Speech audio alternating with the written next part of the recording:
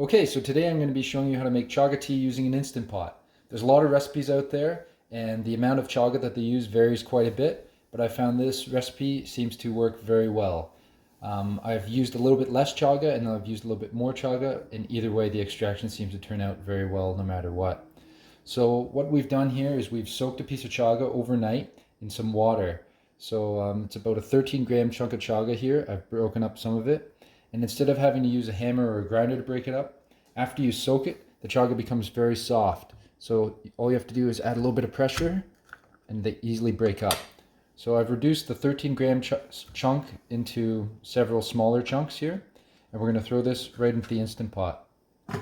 And this is the water that has been soaking overnight with the chaga. And we're going to also add that into the Instant Pot. And for this recipe, we're going to be using a total of 2 liters of water.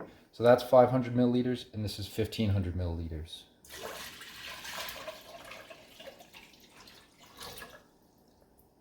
Okay, now we're going to plug the Instant Pot in.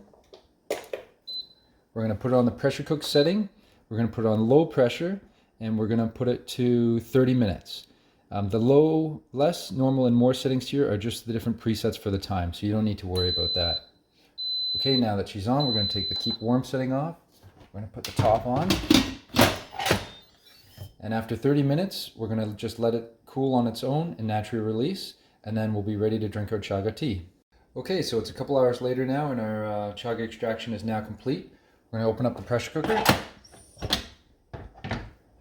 and strain out the liquid. As you can see, it's a nice dark brown color.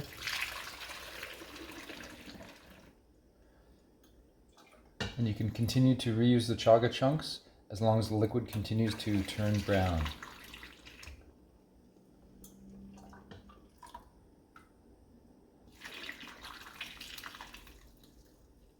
And I think the soaking method to break up the chaga chunk is one of the best techniques I've seen.